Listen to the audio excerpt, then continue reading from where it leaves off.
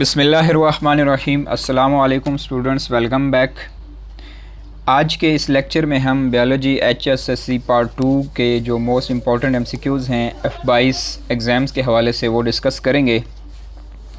ये MCQs round about 61 होंगे और ये जो वीडियो है ये वो पार्ट 1 होगा। पार्ट 2 भी इंशाल्लाह मैं कोशिश करूँगा बनाऊँगा। तो इसके अंदर जो है वो रैंडम MCQs हैं फुल बुक से, और ये MCQs कुछ पास पेपर से हैं, कुछ मैंने ख़ुद बनाए हैं और कुछ बाकी सोर्सेज से या बुक से जो है वो हासिल किए हैं। तो इस तरह से एक मिक्सचर सा बन गया है MCQs का, और ये पेपर पॉइंट ऑफ व्यू से इम्पॉर्टेंट भी हैं। तो MCQs की जो स्ट्रक्चर है उसको आपने गौर से सुनना है, समझना है, क्योंकि अक्सर पेपर में इस तरह के जो MCQs हैं या इस तरह के क्वेश्चंस हैं उनकी स्ट्रक्चर जो है वो बनी होती है। तो इस वीडियो में जो है वो हम 60 MCQs को जो है वो डिस्कस करेंगे। तो स्टार्ट करते हैं।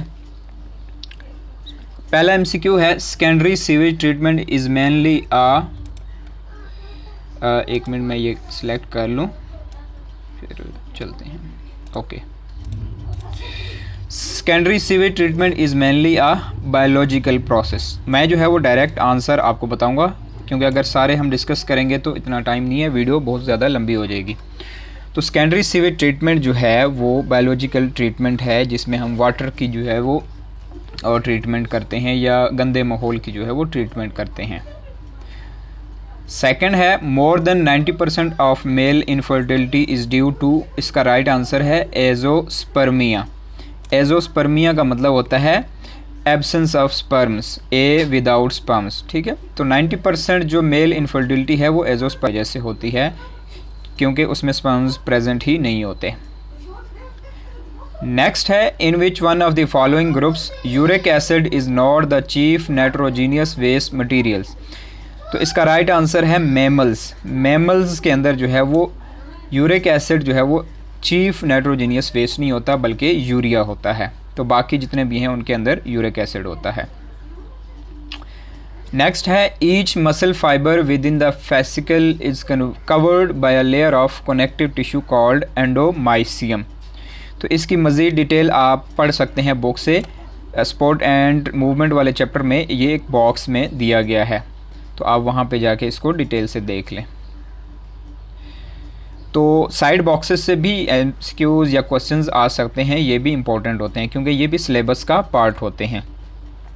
नेक्स्ट है the phenomena in which a gene at one locus interferes with affect caused by another gene located on different locus is called epistasis. इसको एपिस्टेसिस कहते हैं कि एक जीन जिसका लोकस डिफरेंट है, दूसरे जीन का लोकस डिफरेंट है, तो वो जब दूसरे जीन को इंटरफेयर करेगा या उसके अफेक्ट को मास्क करके अपना अफेक्ट शो करवाएगा, इसको हम एपिस्टेसिस कहते हैं। नेक्स्ट है विच one of the following is not a stop codon. तो इनमें से कौन सा है जो स्टॉप कोडॉन नहीं है, तो वो है UGG। तो बाकी तीनों जो है वो स्टॉप कोडॉन्स हैं, यानी जो ट्रांसलेशन को जो है वो स्टॉप कर देते हैं। तो स्टूडेंट्स आपने बताना है कमेंट सेक्शन में कि जो स्टार्टिंग कोडॉन है वो कौन सा है, वो आपने कमेंट सेक्शन में बताना है। The homologous organs are those that show similarity in origin. इसका राइट आंसर है ओरिजिन। तो होमोलोगस ऑर्गन्स वो होते हैं जिनका ओरिजिन सेम हो, और दूसरे होते हैं एनालोगस ऑर्गन्स जिनका फंक्शन सेम हो। तो ये वेरिएशन वाले चैप्टर से क्वेश्चन आया हुआ है, एवोल्यूशन वाला जो चैप्टर है, वेरिएशन एवोल्यूशन। नेक्स्ट है students a genomic DNA library represents all the DNA in a specific chromosome. इसका राइट आंसर क्या है? Represents all the DNA in a specific chromosome. कि जीनोमिक लाइब्रेरी हम उसको कहते हैं जो किसी स्पेसिफिक क्रोमोसोम के अंदर जितने भी जीन्स होते हैं या जितना भी DNA होता है उसको रिप्रेजेंट कर रहा होता है, या हर जीन को रिप्रेजेंट कर रहा होता है, और उसका फंक्शन को भी कि कौन कौन सा जीन क्या क्या फंक्शन करता है। नेक्स्ट है students bilirubin is the breakdown product of haemoglobin. तो हीमोग्लोबिन जब ब्रेक डाउन करती है ओल्ड रेड ब्लड सेल्स के अंदर या worn out red blood cells के अंदर, तो वो ब्रेक करके जो है वो हीमोग्लोबिन ब्रेक करके बिलीरुबिन के अंदर कन्वर्ट हो जाती है। नेक्स्ट वन है the total available fresh water in the form of lakes, streams and rivers on the earth. तो इसका राइट आंसर है स्टूडेंट्स 1%। 1% जो है वो लेक्स, स्ट्रीम्स और रिवर्स के अंदर होता है। ये मैंने नीचे एक लाइन लिखी हुई है, all fresh water is about 3% on earth. पूरी अर्थ के ऊपर जो टोटल फ्रेश वाटर की क्वांटिटी है ना वो 3% है। तो उनमें से 1% लेक्स, स्ट्रीम्स और रिवर्स में है, और बाकी जो रिमेनिंग है वो इन the form of glaciers, rain या बाकी जो सोर्सेज होते हैं उसकी फॉर्म में है। तो ये तीनों की फॉर्म में जो है वो 1% आएगी। नेक्स्ट है the plasmid PSC101 contains antibiotic resistant gene for tetracycline. इसका राइट आंसर है टेट्रासाइक्लिन। तो बहुत सारे जो है वो प्लाज्मिड आ जाते हैं और उनके एंटीबायोटिक रेजिस्टेंट जीन भी होते हैं। तो मज़ीद आप इंटरनेट से भी सर्च कर सकते हैं। MODY maturity onset diabetes of young, यानी जो यंग्स होते हैं, जो बिल्कुल छोटी एज वाले होते हैं, उनके अंदर जो हो जाए ना डायबिटीज़, उसको कहते हैं MOD। तो वो किस वजह से होती है? Is cause due to the absence of glucokinase. You know कि जो डायबिटीज़ मेलाइटस होती है यानी शुगर, उसके अंदर शुगर लेवल बढ़ जाता है। तो ज़ाहिर सी बात है ग्लूकोज़ की कन्वर्जन नहीं हो रही होती, तो वो ग्लूकोज़ की कन्वर्जन कौन करवा रहा होता है? ग्लूकोकाइनेस। तो अगर वो एंजाइम ही एब्सेंट हो जाए तो फिर शुगर लेवल बढ़ जाता है, जिसको हम डायबिटीज़ का नाम देते हैं, ग्लूकोकाइनेस। ये इसके नाम से ही पता लग रहा है। विच of the following is not a goal of human genome project. इसमें से कौन सा ऐसा है जो ह्यूमन जीनोम प्रोजेक्ट का जो है वो नहीं है या गोल नहीं है? तो इसका राइट आंसर जो है वो बायो आर्कियोलॉजी है। क्योंकि क्लोनिंग, मॉलिक्यूलर मेडिसिन और स्टडी ऑफ ह्यूमन एवोल्यूशन जो है ये इसके गोल्स में आ जाते हैं। बायो आर्कियोलॉजी किसे कहते हैं? बायो आर्कियोलॉजी कहते हैं कि जो ह्यूमन रिमेन्स होते हैं या ह्यूमन फॉसिल्स होते हैं, उनकी स्टडी को जो है वो बायो आर्कियोलॉजी कहते हैं। आर्कियोलॉजी का क्या मतलब होता है? फॉसिल्स, रिमेन्स, और बायो मीन्स यहाँ पे ह्यूमंस लिए गए हैं। नेक्स्ट है स्टूडेंट्स, डांसिंग ऑफ हनी बीज for indication of food is a type of innate behaviour. इसको हम इननेट बिहेवियर जो है वो कहते हैं, क्योंकि ये अपनी फूड के लिए जो है वो ये बिहेवियर शो करते हैं, तो ये उनको इनहेरिटेड होता है फ्रॉम देयर पेरेंट्स। तो इसको हम इननेट बिहेवियर जो है वो नाम देंगे।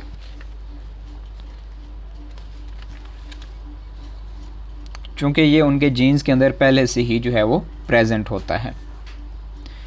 An egg fertilized in the laboratory and then implanted in the uterus for development is called test tube baby। हम इसको test tube baby का नाम देते हैं, और इसका दूसरा नाम जो है वो इन विट्रो फर्टिलाइजेशन भी कहते हैं, कि मेल से स्पर्म और फीमेल से जो है वो एग लेकर, उनकी बॉडी से लेकर उनको जो है वो लैब के अंदर फर्टिलाइज़ करवाया जाता है।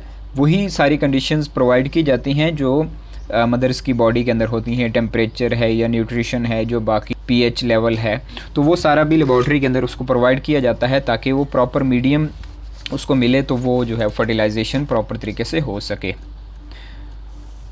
नेक्स्ट है students, during DNA sequencing techniques use of dideoxynucleotides यानी DDNTPs is common in Sanger's method. इसको हम सेंजर्स मेथड के अंदर जो है वो यूज़ करते हैं। तो डाई मेथड और सेंजर मेथड तकरीबन एक ही है।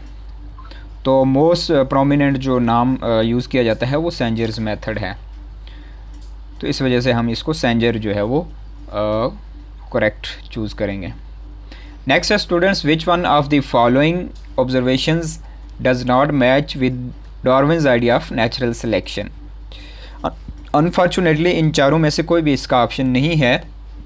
अगर बिलफर्ज इस तरह का MCQ आ जाए तो आप उसको छोड़ दें तो बेहतर है, और अगर इन में से कोई एक डिफरेंट होगा, ये चारों, क्योंकि ये चारों जो पॉइंट्स हैं ये नेचुरल सिलेक्शन के अंदर आते हैं। ये डार्विन्स का जो नेचुरल सिलेक्शन पे आइडिया था, ये चारों पॉइंट्स उसके अंदर इंक्लूड हैं।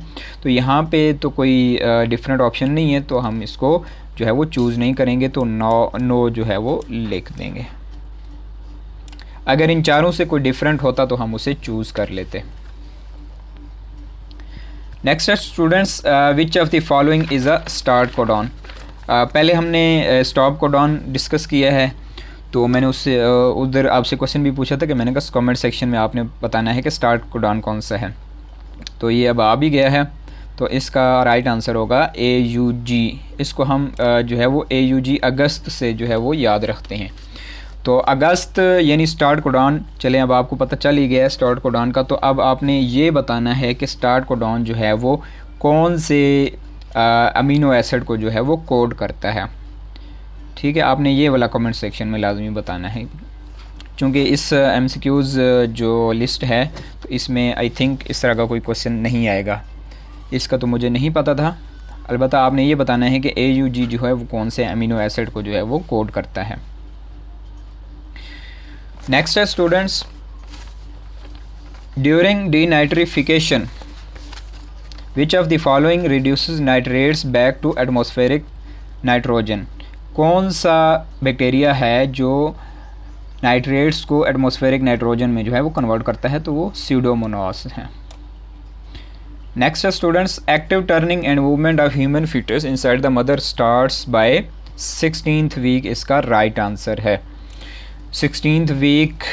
इसको राउंड अबाउट 4 मंथ्स जो है वो बन जाते हैं, यानी आफ्टर इम्प्लांटेशन ऑफ क्या कहते हैं फर्टिलाइज्ड एग। तो वो 4 मंथ्स के बाद जो है वो इतनी डेवलपमेंट हो जाती है कि उसके अंदर फीटस की जो है मूवमेंट शो होना शुरू हो जाती है। As filtrate travels up the ascending limb of nephron, active uptake of sodium chloride into surrounding area is controlled by ADH। ADH का एक और नाम भी है वेजोप्रेसिन इसको कहते हैं। तो ADH या एंटी डायूरेटिक हार्मोन इसको कहते हैं, जो क्या कर रहा होता है असेंडिंग लिम्ब से NaCl आइंस जो होते हैं या सोडियम क्लोराइड आइंस, उनको जो है वो उनकी ट्रांसपोर्ट करवा रहा होता है। तो बेसिकली नेफ्रॉन से रिलेटेड ये वाला हार्मोन जो है वो ज़्यादा इंपॉर्टेंट है, और ये उस नेफ्रॉन के जितने भी फंक्शंस हैं उनको ATH ही कंट्रोल कर रहा होता है। All are consequences of deforestation except, तमाम के तमाम जो है वो डिफॉरेस्टेशन के नताइज हैं सिवाय silting of lake. Silting of lake का मतलब है स्टूडेंट्स कि जो लेक्स हैं वो मट्टी से जो है वो भरती जा रही हैं, क्योंकि जितनी ज़्यादा रेन होती है वो रेन का पानी जो लेक्स के अंदर जाता है तो वो सिर्फ पानी तो नहीं होता, उसके साथ मट्टी भी होती है, रेत होती है। तो वो मट्टी और रेत जब लेक्स में जाती है तो वो उससे फेल होना शुरू हो जाती हैं, तो इसको हम सिल्टिंग ऑफ लेक्स कहते हैं। तो बाकी तीनों जो हैं वो डिफॉरेस्टेशन के कॉन्सिक्वेंसेस हैं, वो आप इनको रीड कर लीजिएगा कि इन डिफॉरेस्टेशन की वजह से हमें ये वाले जो है वो नताइज मिलते हैं। A tree less region is called tundra. इसका राइट आंसर होगा टुंड्रा, यानी ऐसा रीजन जहाँ पे ट्रीज़ बिल्कुल ही ना हों उसको हम टुंड्रा कहते हैं। तो नीचे मैंने ये चारों का लिखा हुआ है।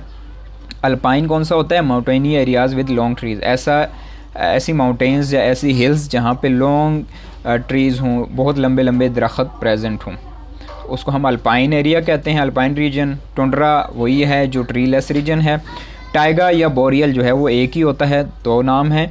और ये कौन सा रीजन होता है, most northern areas with lowest temperature, यानी स्नोई रीजन्स जहाँ पे बहुत ज़्यादा कम टेम्परेचर हो, -30 -25 इस तरह से हो। तो ये वो कौन से वाले रीजन्स हैं, साइबेरिया है, अलास्का है, कनाडा है, नॉर्वे है। ठीक है, तो ये सारे रीजन्स जो हैं इनके जहाँ पे वाइल्ड लाइफ आपको मिलती है लेकिन ह्यूमन पॉपुलेशन थोड़ा सा कम हो, तो ये वाले रीजन्स टाइगा या बोरियल कहलाते हैं। वहाँ पे ट्रीज़ भी होते हैं लेकिन आपको ऐसे नज़र आता है उनके ऊपर इतनी ज़्यादा स्नो हो जाती है जैसे वो ट्रीज़ के ऊपर बहुत ज़्यादा चादर ढक गई हो। नेक्स्ट है stack polymerase is the other name of DNA polymerase. Stack polymerase जो एंजाइम है वो यूज़ होता है PCR में, तो उसका काम भी यही होता है एम्प्लीफिकेशन या रेप्लिकेशन ऑफ DNA, तो वो भी DNA पॉलीमरेज की तरह ही फंक्शन कर रहा होता है। नेक्स्ट है variation in gene frequency just by a chance is called probability. इसका राइट आंसर है probability. Which of the following syndrome is not related to the abnormality of sex chromosome. ट्रोम जो है वो सेक्स क्रोमोसोम में abnormality की वजह से नहीं होता, बल्कि ऑटोसोमल क्रोमोसोम के अंदर अगर एबनॉर्मेलिटी आ जाए तो उसको डाउन सिंड्रोम कहते हैं। The joint that fixes teeth in your jaw is fibrous joint, जो कोलेजन फाइबर्स का बना होता है। विच of the following is the function of thermocycler. Thermocycler PCR के अंदर यूज़ होता है, उसका काम क्या होता है कि जो मिक्सचर होता है उसके टेम्परेचर को जो है वो मेंटेन करके रखता है।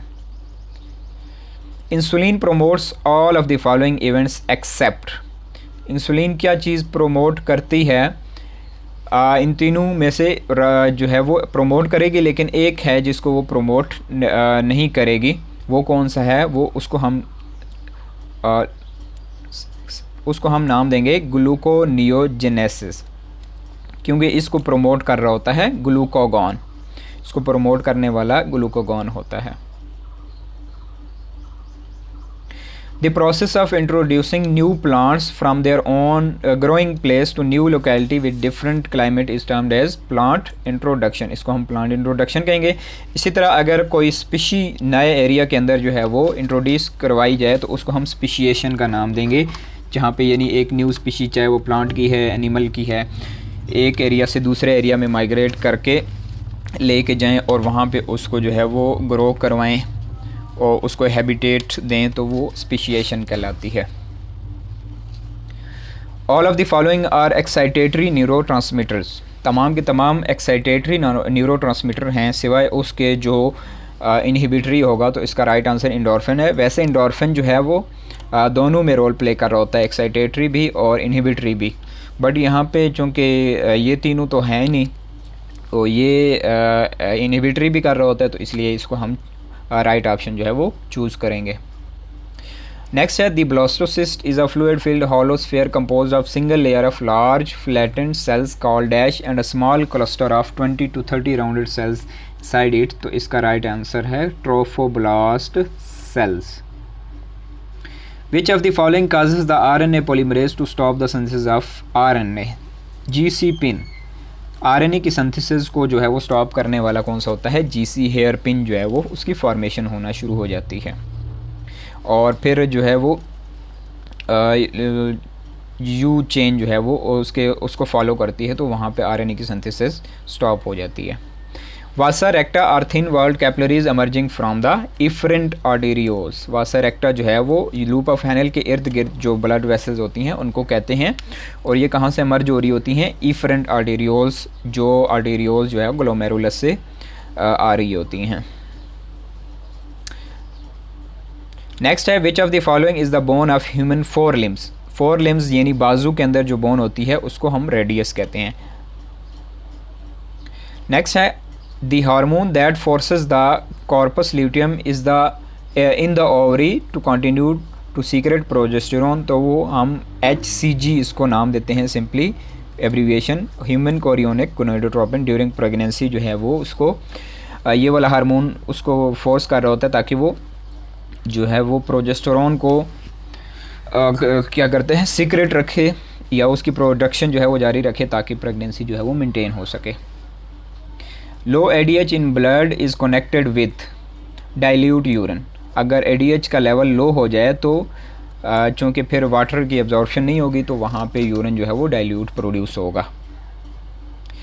Fallopian tube is a part of ovary, इसमें आंसर यूट्रस भी आ सकता है बट ओवरी जो है वो बेस्ट है क्योंकि ओवरी के साथ इसका कनेक्शन ज़्यादा प्रोमिनेंट होता है। वैसे इसका आंसर जो है वो fallopian tube is a part of female reproductive system बनता है, बट यहाँ पे ज़्यादा प्रोमिनेंट ओवरी है, यूट्रस से भी कनेक्टेड होता है क्योंकि उसका एक एंड यूट्रस के साथ होता है। The possible blood groups of children born to parents having A and AB blood groups are, तो इसका राइट आंसर A और AB होगा। तो जिस तरह के पेरेंट्स हैं उसी तरह से ब्लड ग्रुप होंगे। मज़ीद आप इसकी जीनोटाइप्स जो है वो बना के देख लीजिएगा। इसका एक आंसर B ब्लड ग्रुप भी आएगा, लेकिन यहाँ पे चूँकि B है नहीं, B तो यहाँ पे आ रहा है लेकिन O नहीं है ना, इसमें O आपको नहीं देगा, तो इसलिए यहाँ इन अवेलेबल ऑप्शंस में से A और AB है। In mitochondria UGA reads as tryptophan, mitochondria के अंदर भी DNA होता है, उसका भी सारा प्रोसेस उसी तरह से चलता है जिस तरह से न्यूक्लियस का DNA कर रहा होता है, अपनी जीन्स को ट्रांसक्राइब करवा रहा होता है फिर ट्रांसलेशन, तो माइटोकॉन्ड्रिया के अंदर जो UGA होता है वो ट्रिप्टोफेन को जो है वो कोड कर रहा होता है। नेक्स्ट है the wall of alveolus is only 0.1 micrometre thick, इसकी थिकनेस कितनी होती है? 0.1 माइक्रोमीटर।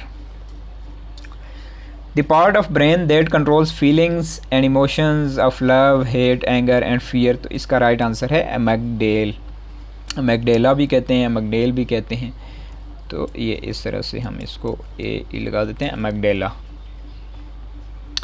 नेक्स्ट है the loss of response to a stimulus after repeated exposure. तो इसका राइट आंसर है हैबिचुएशन, कि रिपीटेड जो स्टिमुलस होता है उसके अगेंस्ट अगर कोई रिस्पॉन्स लॉस हो जाए, ख़त्म हो जाए, तो वो हैबिट बन जाता है, आदत बन जाती है।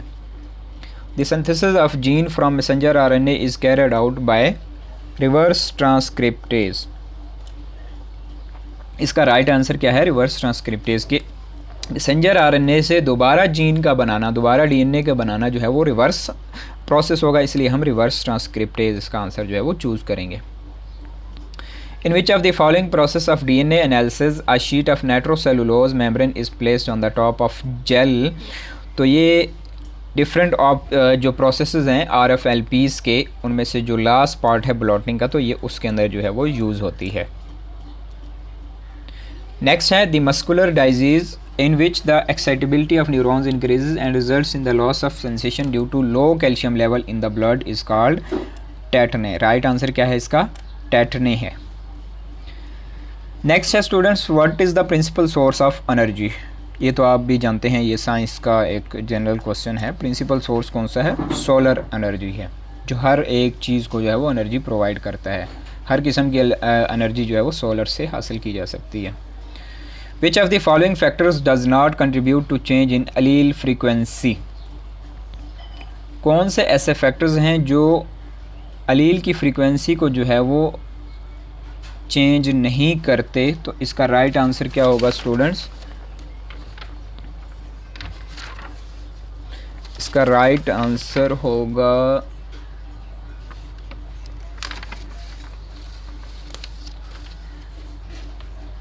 वैसे यहाँ पे आंसर जो है वो इन चारों में से अवेलेबल नहीं लग रहा मुझे। Immigration, inbreeding, random mating, selection. I think random नहीं है, यहाँ पे नॉन रैंडम है। मैं इसको नॉन रैंडम जो है वो कंसीडर करूँगा, क्योंकि नॉन रैंडम की वजह से जो है वो अलील फ्रीक्वेंसी चेंज नहीं होती। तो इसका राइट आंसर नॉन रैंडम जो है वो मैं कंसीडर कर रहा हूँ। नेक्स्ट है students, which of the following is not the characteristic of cancerous cell.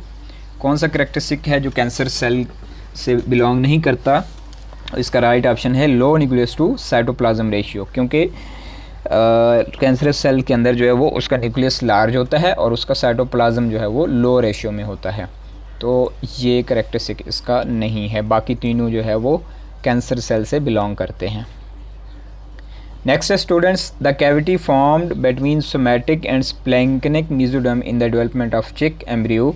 ये चिक एम्ब्रियो वाला जो है ये बेसिकली पंजाब बुक जो लास्ट पढ़ाई जाती थी उसके अंदर था। अभी चूँकि जो न्यू बुक है NBF की, उसके अंदर जो है वो ह्यूमन का जो एम्ब्रियो है उसको डिस्कस किया हुआ है। तो उससे रिलेटेड जो है वो आंसर सिलोम बनता है, कैविटी जिसको कहते हैं। The fertilisation of egg most often occurs in of the dash of the female reproductive system. तो इसका राइट आंसर है प्रॉक्सिमल ओविडक्ट। ओविडक्ट का दूसरा नाम फैलोपियन ट्यूब भी है। तो फैलोपियन ट्यूब या ओविडक्ट के अंदर जो है वो फर्टिलाइजेशन होती है, वहाँ पे स्पर्म जो है वो पहुँचता है और एग जो है वो रिलीज़ होकर आ रहा होता है, तो वहाँ पे उसकी फर्टिलाइजेशन हो जाती है। Which of the following excretory products requires least water to be eliminated from body? तो इसका आंसर होगा यूरिक एसिड। यूरिक एसिड जो है वो बहुत कम वाटर इसको चाहिए होता है एलिमिनेट होने के लिए। अराउंड अबाउट 1 ग्राम के लिए जो 100 ml के लिए 1 ग्राम के लिए 100 ml जो है वो चाहिए होता है। सॉरी 55 ml चाहिए होता है 1 ग्राम के लिए। 5 ml 1 ग्राम के लिए, sorry. How much carbon dioxide is carries as carboxy haemoglobin. Carboxy haemoglobin की फॉर्म में कितनी कार्बन डाइऑक्साइड जो है वो कैरी होती है? तो इसका राइट आंसर है 23%। नेक्स्ट है dash allows movement in all directions. तो बॉल एंड सॉकेट जॉइंट ऐसा है जो तमाम डायरेक्शंस में जो है वो मूवमेंट अलाउ कर रहा होता है। नेक्स्ट है nociceptors produce the sensation of pain. तो ऐसे सेप्टर्स जो ऐसे रिसेप्टर्स जो पेन को रिसीव करते हों उनको हम नोसिसेप्टर्स कहते हैं। नेक्स्ट है in urinary tract infection if bladder is infected it is called cystitis. इसको हम सिस्टाइटिस कहते हैं। नेक्स्ट है students select the diagnostic test which is not for nervous disorder. तो नर्वस डिसऑर्डर को डायग्नोस करने के लिए एंजियोग्राफी यूज़ नहीं की जाती, बल्कि ईजी, सीटी स्कैन और एमआरआई जो है वो टेस्ट किया जाता है। एंजियोग्राफी हार्ट डिजीज़ को डायग्नोस करने के लिए जो है वो यूज़ की जाती है। नेक्स्ट है over secretion of T3 and T4 hormone causes dash disease. तो इसका राइट आंसर है ग्रेव्स डिजीज़। T3 या T4 हार्मोन जो थायराइड ग्लैंड से रिलीज़ होते हैं उनकी अगर ओवर प्रोडक्शन हो जाए, ओवर सिक्रेशन हो जाए तो उससे हम ग्रेव्स डिजीज़ जो है वो काज होती है। Next and last one students fraternal twins result from the fertilisation of 2 ovum by 2 sperms. Fraternal twins किस तरह से होते हैं कि जब 2 स्पर्म 2 डिफरेंट ओवम से फर्टिलाइज हों और वो 2 डिफरेंट जाइगोट बनेंगे और वो डेवलप होंगे तो हम उसको फ्रेटर्नल ट्विंस कहेंगे। तो ये था स्टूडेंट्स लास्ट MCQ। इस पार्ट में हमने टोटल 60 MCQ जो है वो डिस्कस किए हैं। तो मज़ीद अगर अवेलेबल हुए तो मैं इंशाल्लाह इसका पार्ट 2 भी जो है वो बना दूंगा।